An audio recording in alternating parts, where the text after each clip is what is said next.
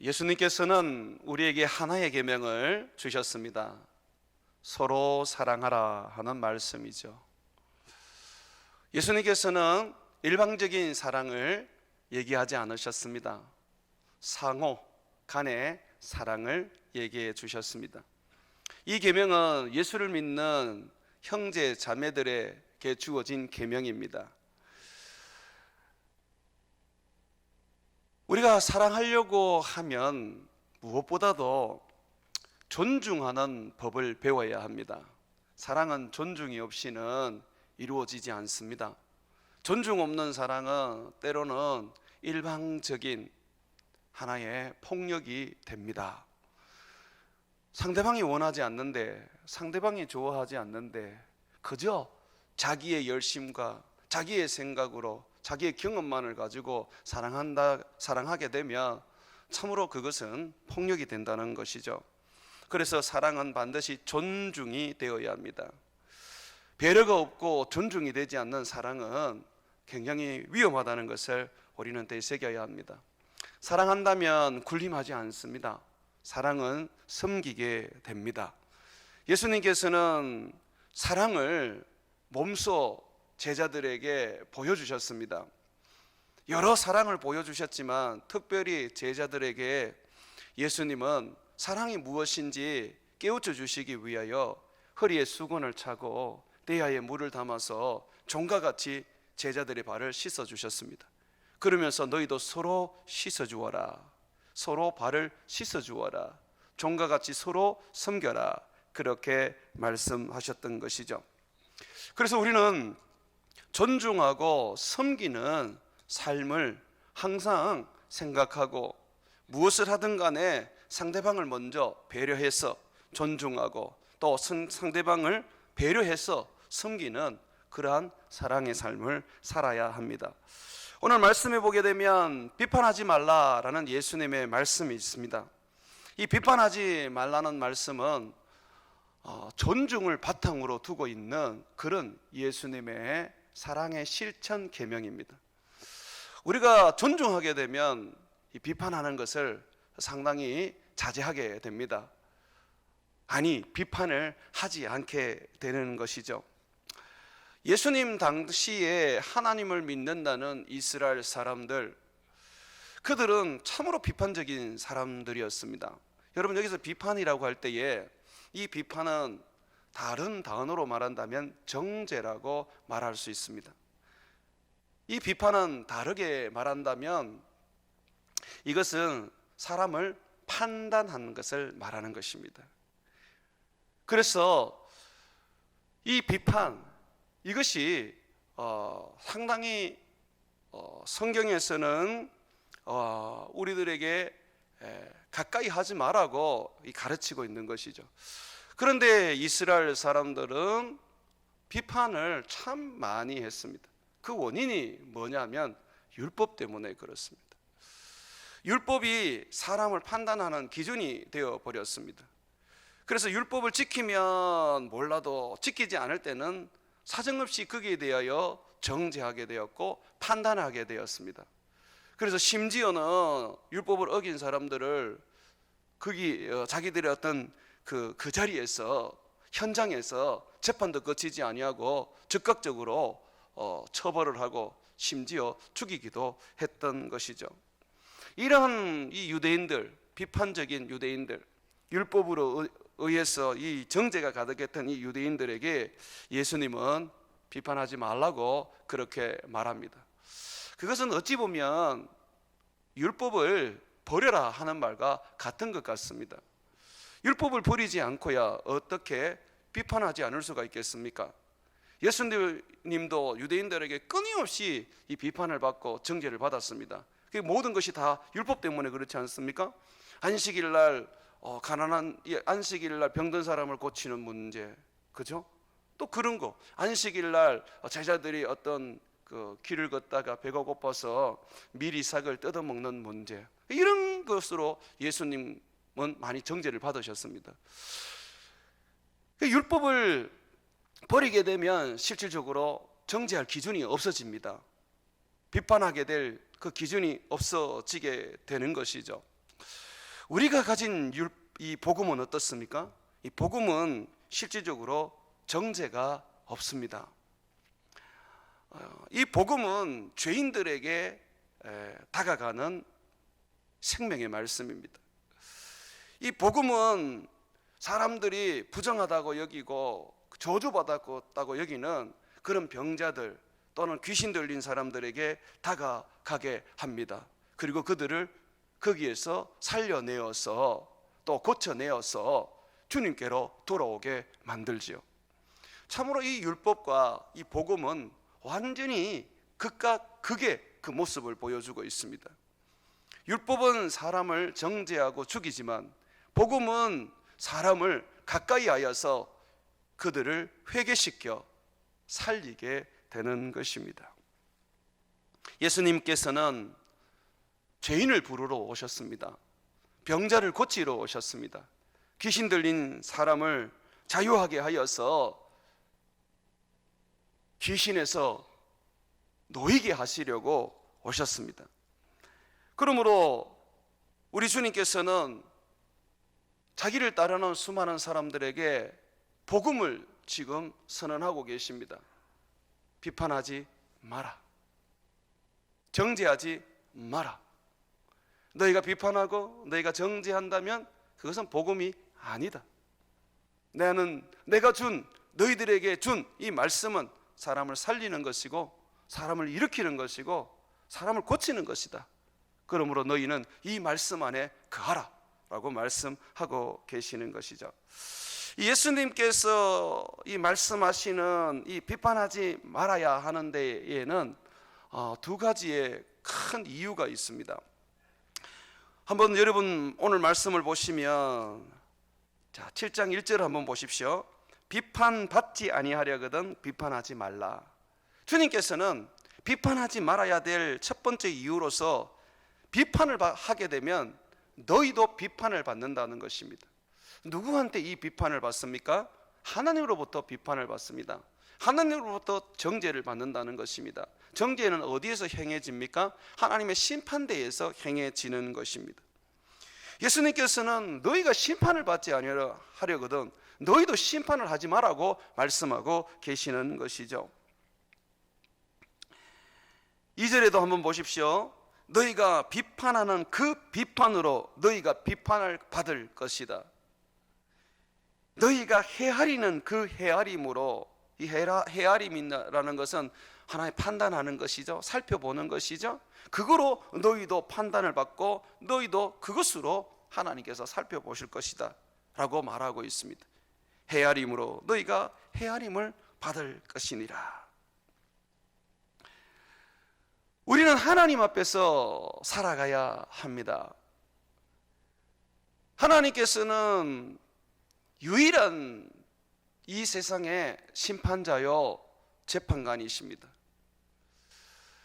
예수님께서 이 땅에 오셨을 때에 예수님은 스스로 말씀하시기를 나는 아무도 정죄하지 않는다고 하셨습니다.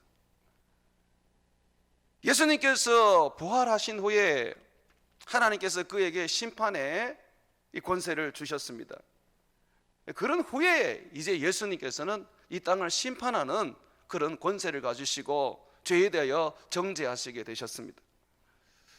예수님이 이 땅에 우리의 구원자로 오셨을 때에 그는 정말 그의 말씀대로 어느 누구도 판단하거나 정죄하지 않으셨습니다.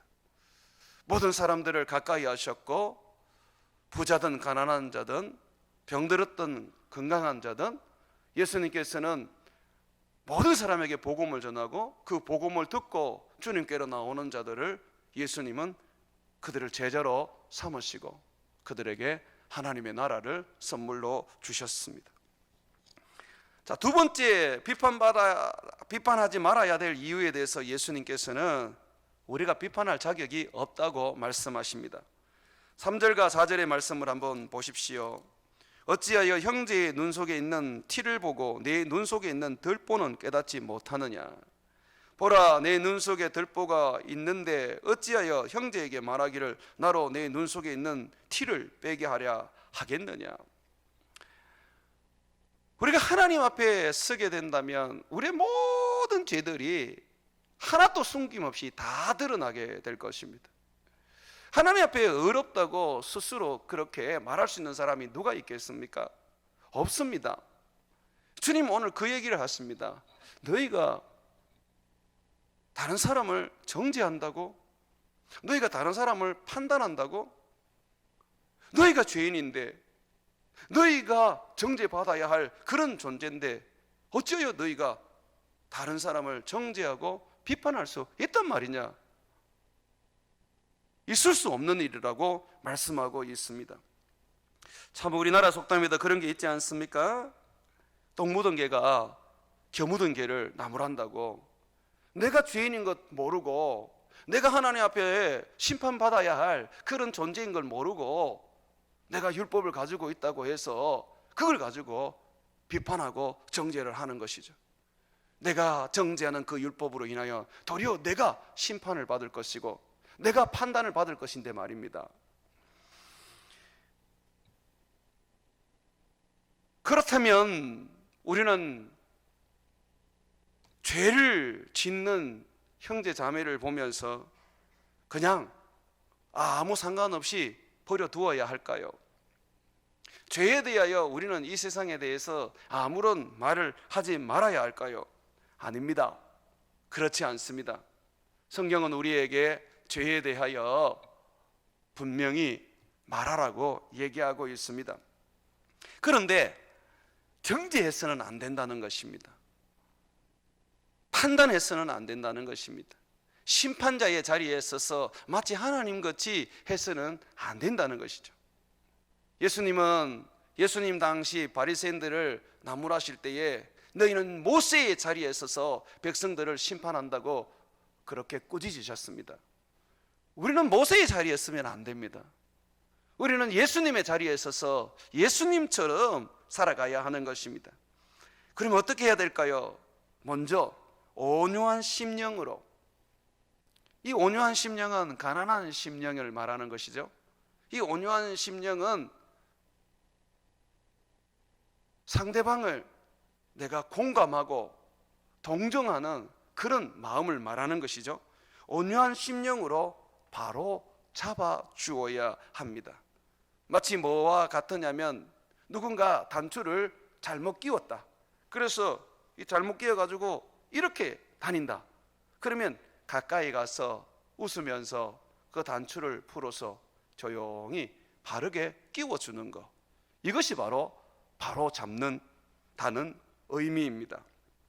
갈라디아서 6장 1절에 보게 되면 형제들아 사람이 만일 무슨 범죄한 일이 드러나거든 신령한 너희는 온유한 심령으로 그러한 자를 바로잡고 그리고 너 자신을 살펴보아 너도 시험을 받을까 두려워하라. 죄지은 형제들을 보고 하나님 앞에서 잘못된 그런 어떤 삶을 살고 있는 그 자매들을 보고 가서 온유한 심령으로 바로 잡아주고 그런 후에 네 자신이 그것을 교훈으로 삼아라. 나는 그렇지 않는가? 나는 문제가 없는가? 나는 저 사람처럼 그렇게 허물된 인생은 아닌가? 돌아보라고 그렇게 말하고 있습니다. 그러면 여러분 우리가 죄를 지은 형제 자매들을 만났을 때 참 그리스도인답지 못한 그런 모습을 가진 사람들을 보았을 때 우리가 그 사람을 온유한 심정으로 바로잡을 뿐만 아니라 정말 우리가 거기에서 포커스를 둬야 하는 부분이 내 자신을 돌아보는 것입니다. 마치 이 잘못한 형제들, 죄 지은 자매들 그런 어떤 분들이 나의 거울이 되는 것이죠. 나는 저런 삶을 살고 있지 않는가? 나는 저렇게 행하고 있지 않는가? 그렇게 자신을 돌아보는 것이죠. 이것이 바로 우리가 죄인을 대하는 존중의 자세입니다. 우리가 허물을 가진 사람들을 대하는 존중의 자세입니다. 우리는 말을 할 때에 때로는 너무 내 입장에서 말을 하는 경우들이 있습니다. 최근에 제가 이런 이야기를 들었습니다. 어떤 분이 조금 변두리에 가서 가게를 하나 하셨어요.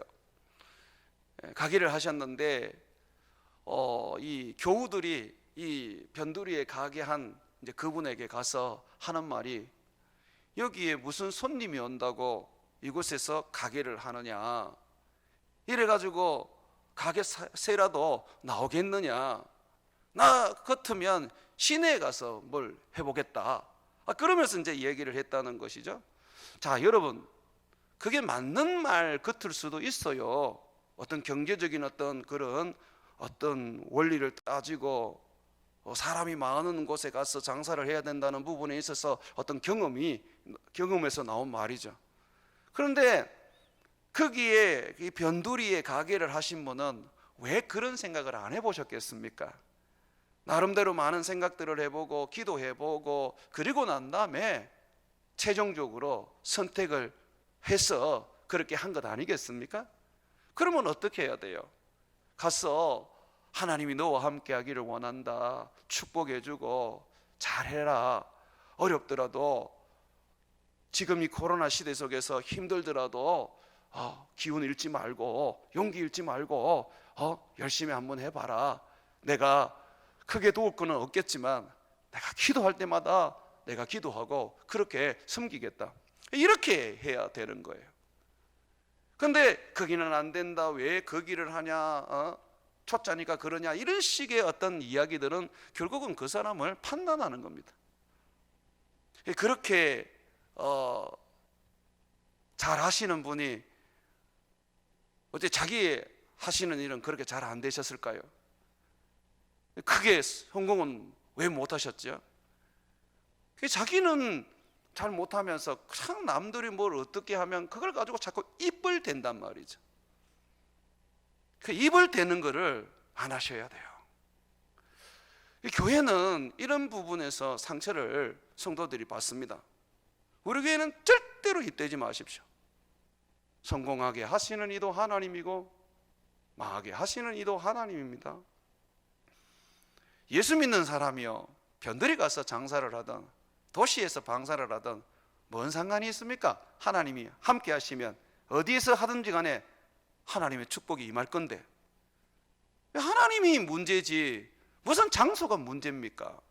여러분 그런 생각 안 하십니까? 그렇기 때문에 여러분들은 어디를 가시든 누구를 만나든 간에 항상 복을 빌어주는 사람이 되십시오. 여러분 복 빌어주라고 주님이 여러분을 부르신 거예요. 베드로전서에 보면 우리의 부르심이 복을 빌어주기 위하여 부르심을 받은 거라고 말씀하고 있죠. 여러분 항상 복을 빌어주십시오. 어디를 가든지 믿지 않는 그런 어떤 그 곳이라 할지라도, 우리 교인이 아니라 할지라도 여러분이 가는 그곳에는 항상 복을 빌어주십시오. 하나님 이곳에 복 주십시오. 하나님 이곳에 예수 믿게 해주십시오. 하나님 이곳에 하나님의 은혜가 임하게 해주십시오. 여러분 그것이 이 땅 가운데서 정말 하나님의 그 사랑을 실천하여 살아가는 모습인 것이죠. 예수님께서 어떻게 하셨습니까? 제가 말씀드린 대로 예수님은 정죄하지 않으셨어요.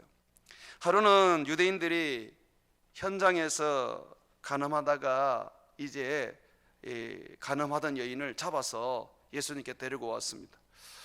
그들의 율법에 의하면 현장에서 간음하는 여인은 그 자리에서 돌로 쳐서 죽이는 것이거든요.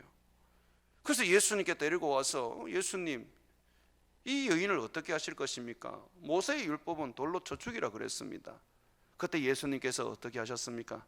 누구든지 죄 있는 자가, 이 죄 없는 자가 이 여인을 돌로 쳐라 그랬습니다. 그 사람들이 가만히 생각해 보니까 죄 없다라고 말할 수가 없거든요. 그래서 다 그 자리를 떠나버렸습니다. 나중에는 예수님하고 그리고 가늠하다가 잡혀인 여인만 남았죠. 그때 예수님께서 이 여인에게 어떻게 하셨습니까? 정죄하셨어요? 정죄 안 하셨지요. 너를 정죄하던 사람들이 어디에 있느냐 그래요. 그랬더니 그 여인이 예수님은 정죄를 안 했으니까 없습니다, 다 떠났다고 얘기를 합니다. 그때 예수님께서 이렇게 말씀을 하셨습니다. 나도 너를 정죄하지 아니하노니 가서 다시는 죄를 범하지 말라 하시니라. 이게 예수님이 우리에게 가르치는 죄인을 대하는, 허물 많은 사람을 대하는 존중입니다. 나도 당신을 정죄하지 않을 것이니 다시는 죄를 짓지 마십시오. 그것이 바로 온유한 심령으로 바로 잡는 것이죠. 자, 두 번째로 이 죄를 짓는 형제를 만났을 때, 잘못된 삶을 살고 있는 이 자매를 만났을 때 우리는 무엇보다도 아무도 모르게 조용히 그 사람만을 상대하며 타일러야 합니다. 권면해야 된다는 것이죠. 마태복음 18장 15절과 17절에 보게 되면 내 형제가 죄를 범하거든 가서 너와 그 사람과만 상대하여, 제일 중요한 그 문장이 이겁니다. 너와 그 사람과만 상대하여. 죄를 지은 형제에 대하여 사람들에게 막 까발리지 말라는 겁니다. 그거 가지고 막 이야기하지 말라는 겁니다. 그냥 조용하게 은밀하게 그 사람한테 가서 그 죄에 대하여 이야기를 하고, 그리고 그것을 벗어버리고 회개할 수 있도록 권고하라고 말합니다. 다시 마태복음 18장 15절을 제가 읽어보겠습니다. 내 형제가 죄를 범하거든 가서 너와 그 사람과만 상대하여 권고하라. 이 권고하라는 말을 다른 이 번역본에 볼 때는 충고하라, 타이르라 라고 되어 있습니다. 자, 우리가 만약에 조용히 우리가 허물이 있고 죄가 있는 사람에게 가서, 우리 교회 안에서 그런 지체에게 가서 이제 그 사람을 상대하고 그렇게 타일렀습니다. 근데 그 사람이 안 들으면 어떻게 해요? 그때는 이 사람이 그것을 받아들일 수 있도록 정인을 데리고 가는 것입니다. 이것 또한 존중이죠. 이것 또한 존중입니다. 네가 내 형제를 만일 들으면 네가 내 형제를 얻을 것이요 만일 듣지 않거든 한두 사람을 데리고 가서 두세 정인의 입으로 말마다 확정하게 하라. 근데 만약에 또 이 정인을 데리고 갔는데도 불구하고 이 완악한 심령이 회개치 아니하고 그 죄를 돌이키지 않고 반성하지 않는다면 어떻게 해야 돼요? 그때는 교회가 징계를 하는 것입니다.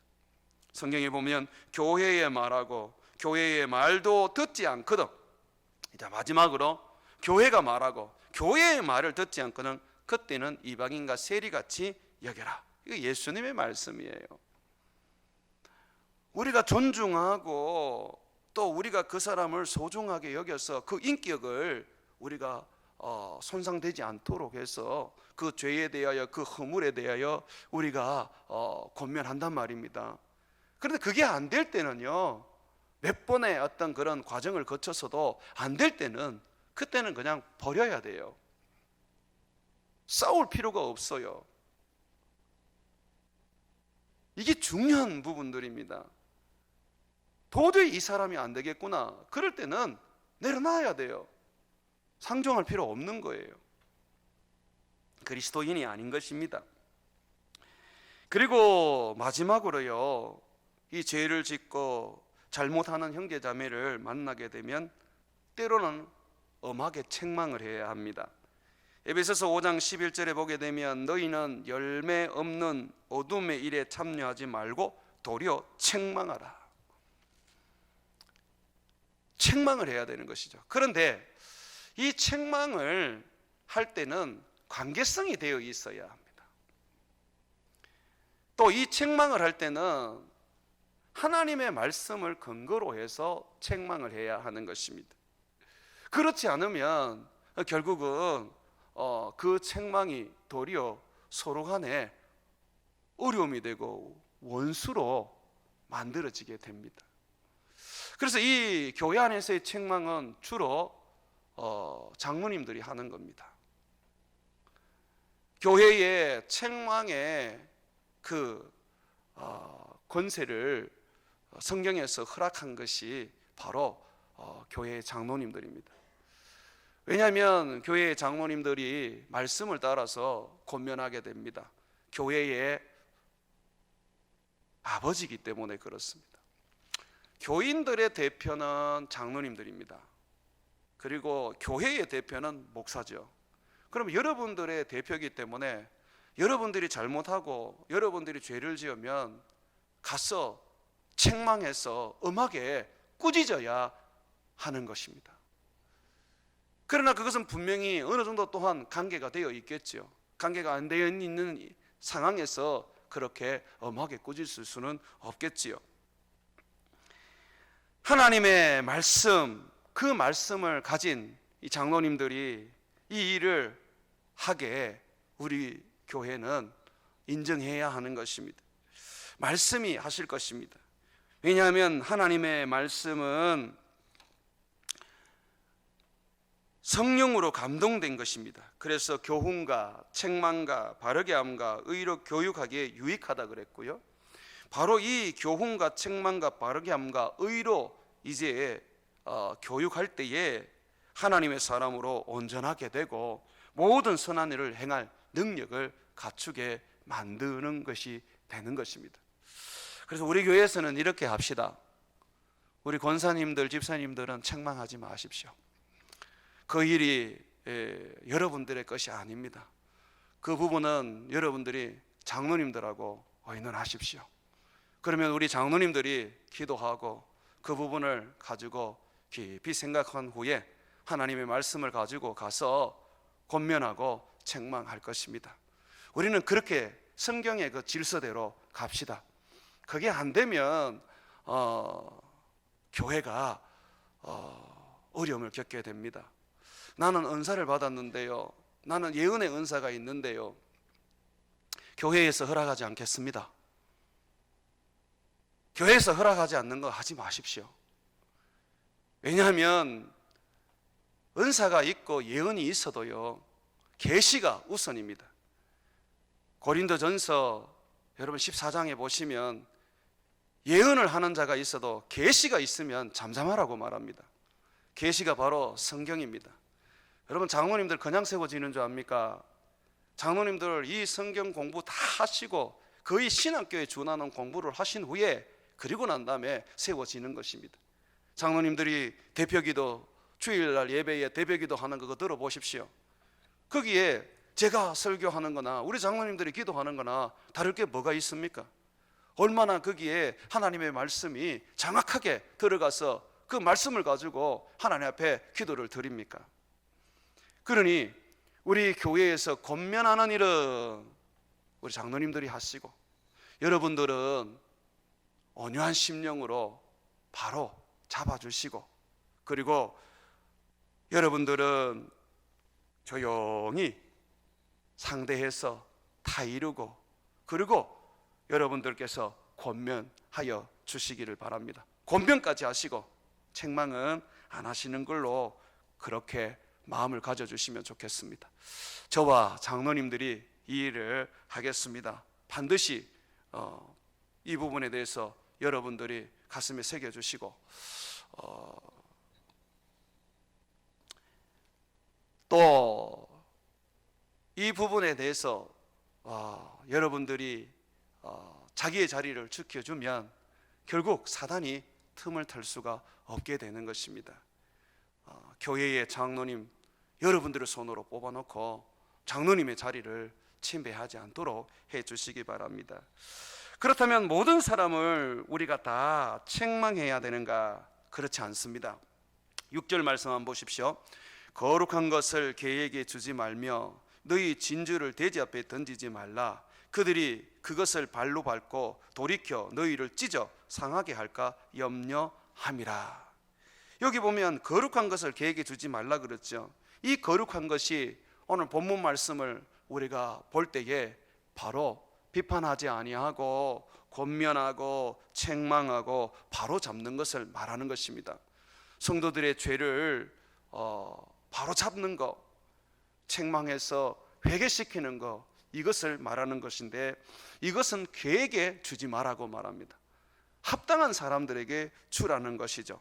이것은 진주와 같습니다. 진주를 돼지 앞에 던지지 말라고 합니다.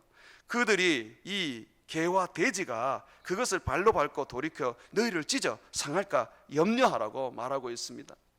여러분들도 잘 아는 것처럼 얼마 전에 애틀란타에서 이 한인 네 분이 총에 맞아 죽으셨습니다. 지금 아시아의 이 아시아인들에 대한 이 범죄가 미국이나 이 유럽에 많이 일어나고 있습니다. 이 코로나가 이 아시아에서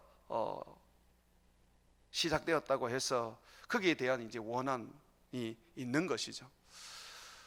자, 그 사람이 그 한인 넷을 죽인 이 사람이 병자입니다. 그런데 이 사람은 교인이었어요.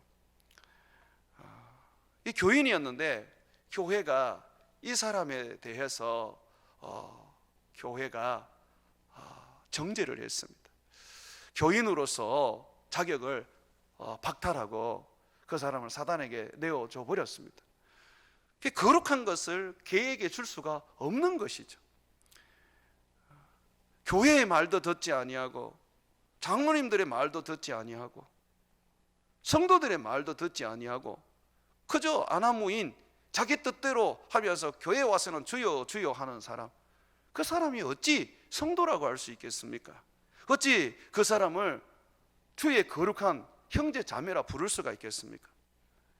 여러분, 여기서 개 또는 이 돼지라고 얘기할 때는요, 여러분, 유대인들이요, 이방인들을, 하나님을 믿지 않는 이방인들을, 율법을 따르지 않는 이방인들을 개로 여겼습니다. 돼지로 여겼습니다. 그러니까 우리가 주의 말씀을 따르지 아니하고 주의 말씀 앞에 굴복하지 않는 그 사람을 우리가 어떻게 해야 됩니까? 그 사람들에게 권면을 해본들, 그 사람들에게 하나님의 말씀을 가지고 끊임없이 어떤 양육을 하고 지도를 해본들 되겠습니까? 안 된다 이 말입니다.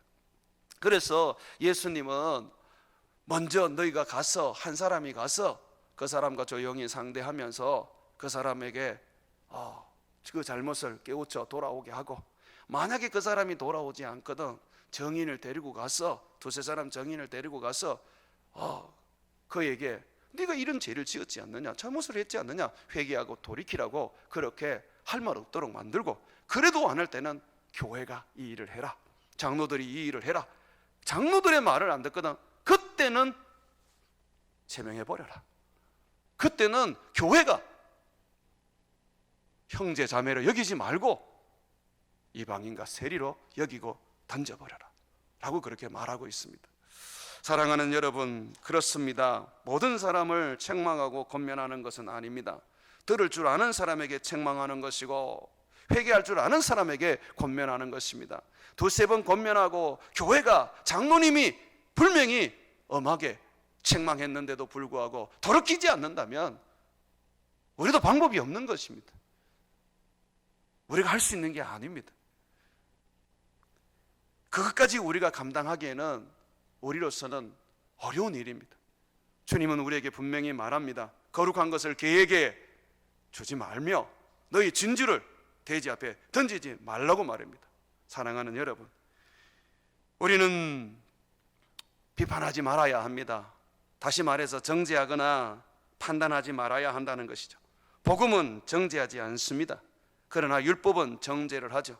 내가 율법으로 살면 정죄할 수밖에 없을 것입니다.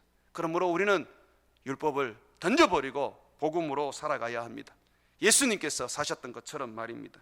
온유한 심령으로 우리 형제 자매들의 잘못을 바로잡아 나가고 하나님의 말씀으로 다 이루고, 그리고 권면해서 돌아오게 하고, 그리고 마지막으로는 엄한 책망으로 회개하고 하나님 앞에 나와서 씻음을 받을 수 있도록 해 주어야 합니다. 그것이 되지 않을 때는 여러분의 소관이 아니기 때문에 여러분의 손에서 그 사람들을 놓으시면 되겠습니다.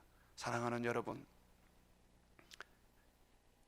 우리는 많은 죄인들을 우리의 형제 자매 속에서 보게 될 것입니다. 많은 허물들을 우리들은 형제 자매에서 보게 될 것입니다. 교회 안에서 죄와 허물을 보게 될 것입니다. 그때에 우리 주님이 오늘 주신 이 말씀대로 정죄하지 말고 온유한 심령으로 바로잡고 다 이루고 권면하고 책망해서 회개시켜 우리 주님께로 돌아오게 만들어 주시기를 주의 이름으로 축원을 드립니다.